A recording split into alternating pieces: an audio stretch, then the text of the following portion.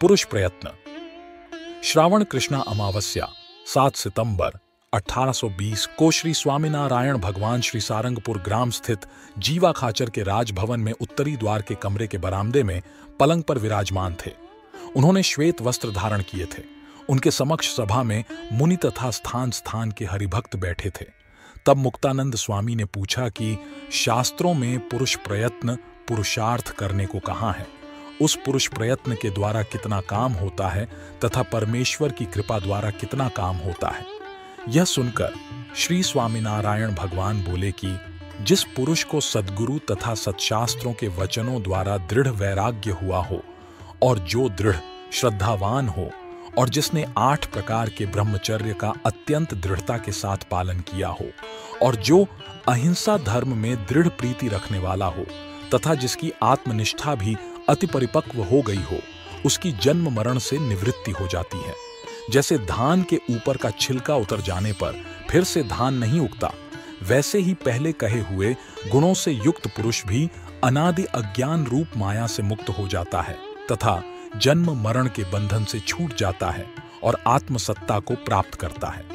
इतना तो पुरुष प्रयत्न से होता है और परमेश्वर की कृपा भी उस पर ही होती है जो ऐसे लक्षण युक्त होता है। और जब परमेश्वर की कृपा होती है तभी वह भगवान का एकांतिक भक्त हो जाता है। और श्रुति में कहा गया है कि निरंजनः परमं साम्यमुपैति। इस श्रुति का अर्थ यह है कि अंजन रूप माया से रहित पुरुष भगवान की तुल्यता को प्राप्त कर लेता है। अर्थात जिस प्रकार भगवान को शुभाशुभ कर्मों का बंधन नहीं होता है, ठीक वैसे वह मुक्त पुरुष भी शुभ अशुभ कर्मों के बंधन में नहीं फंसता।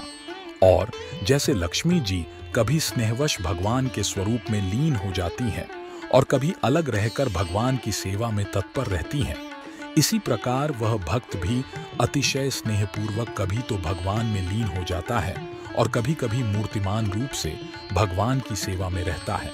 और जैसे भगवान स्वतंत्र हैं, वैसे ही वह भगवत भक्त भी स्वतंत्र होता है। इस प्रकार का सामर्थ्य भगवान की कृपा से प्राप्त होता है। तब नित्यानंद स्वामी ने पूछा कि जिसमें ये समस्त अंग संपूर्ण रूप से होते हैं, उस पर तो भगवान की कृपा होती है, लेकिन यदि किसी में इन अंगों में से किसी अंग की न्यूनता रहे तो उसकी कैसी गति होती है। तब श्री स्वामीनारायण भगवान ने कहा कि वैराग्य, ब्रह्मचर्य, श्रद्धा, अहिंसा धर्म तथा आत्मनिष्ठा में से यदि किसी अंग में न्यूनता हो तो वह पुरुष भगवान के आत्यंतिक मोक्ष जो अक्षरधाम, उसको नहीं पाता।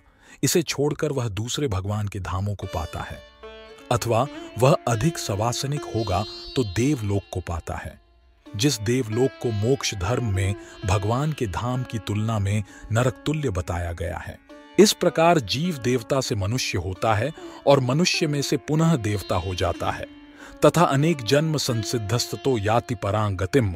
इस श्लोक का भी यही अर्थ है कि भगवान का जो भक्त सवासनिक होता है वह नरक तथा 84 लाख योनियों में नहीं जाता, परंतु देवलोक तथा मनुष्य लोक में उसे अनेक जन्म धारण करने पड़ते हैं। फिर जब वह पूर्वोक्त वैराग्य आदि लक्षणों से युक्त हो जाता है तभी भगवान की कृपा का पात्र होता है और बाद में भगवान का एकांतिक भक्त होकर भगवान के गुणातीत अक्षरधाम को प्राप्त कर लेता है। इसलिए एक जन्म अथवा अनेक जन्मों में जिस दिन पूर्वोक्त लक्षणों से युक्त होकर जब वह अत्यंत निर्वासनिक होगा, तभी भगवान की कृपा का पात्र बनेगा तथा आत्यंतिक मोक्ष को प्राप्त करेगा। उसके बिना उसे मोक्ष की प्राप्ति नहीं हो सकती।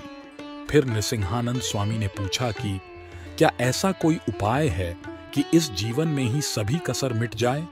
तब श्री जी महाराज बोले, यदि मुमुक्षु सावधान होकर अपनी साधना में जुट जाए तो इसी जीवन में सब कसर मिट सकती है।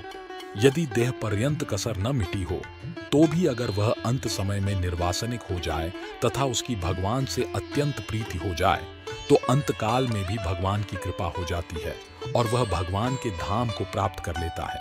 इसलिए एक देह अथवा अनंत देहों से या अंतकाल में मृत्यु के बीच एक घड़ी भी रही हो और उस समय भी यदि भगवान में उसकी दृढ़ वृत्ति जुड़ गई तो उस भक्त में किसी भी प्रकार की कसर नहीं रहती। जय श्री स्वामीनारायण।